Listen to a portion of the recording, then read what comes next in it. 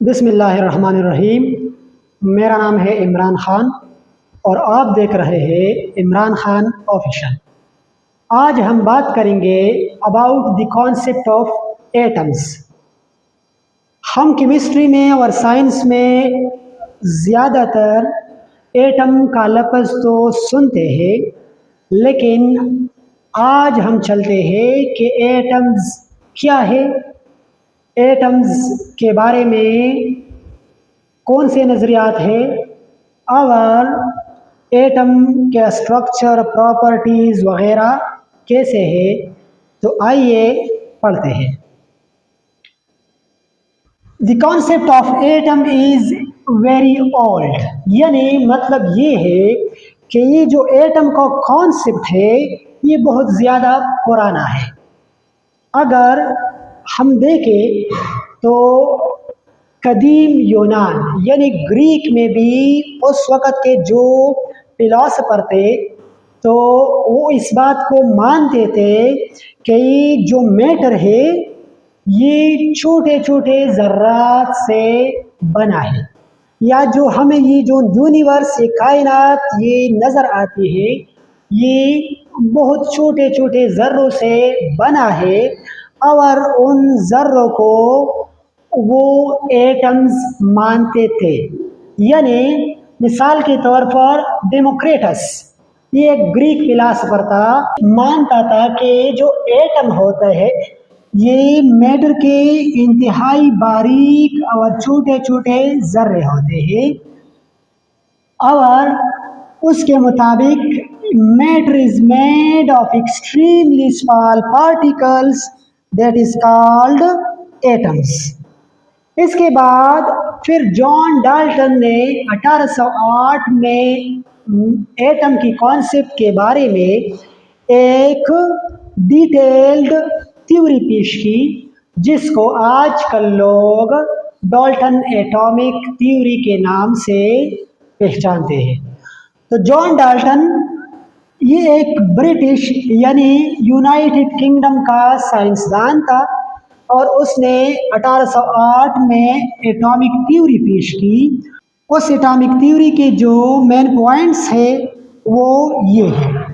The first main point is matter is composed of extremely small particles called atoms.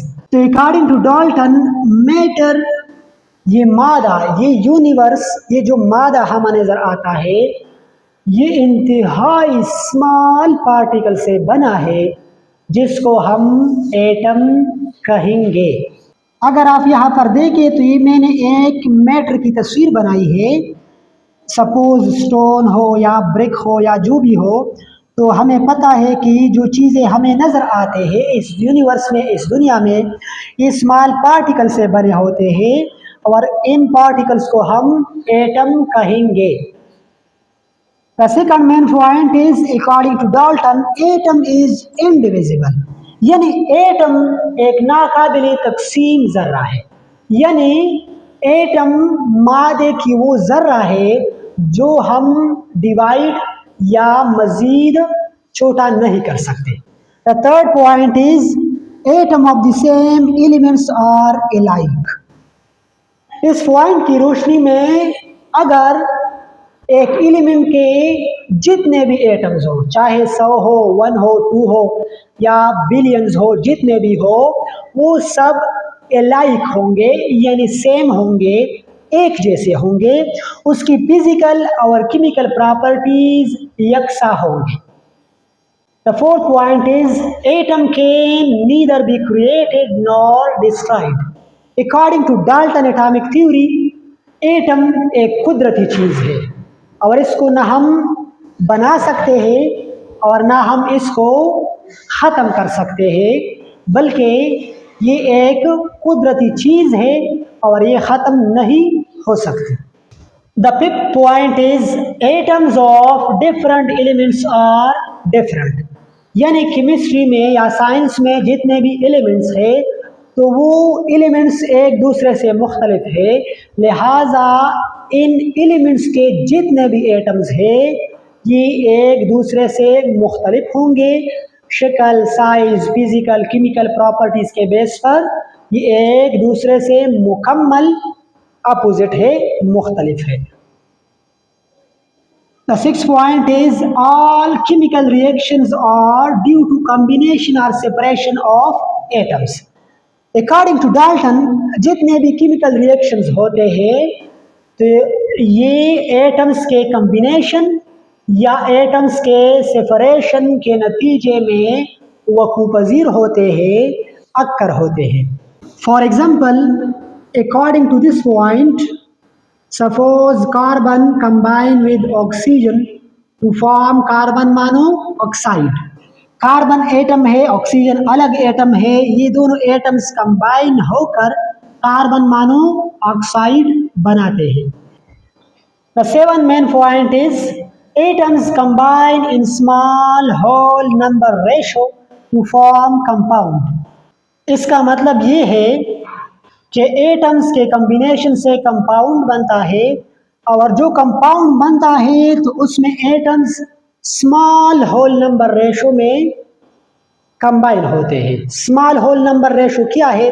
तो अगर हम water के फार्मूले को देखें तो यहाँ पर हाइड्रोजन के नीचे 2 लिखा हुआ है, जबकि ऑक्सीजन के नीचे कुछ भी नहीं लिखा हुआ है, लेकिन यहाँ पर 1 है।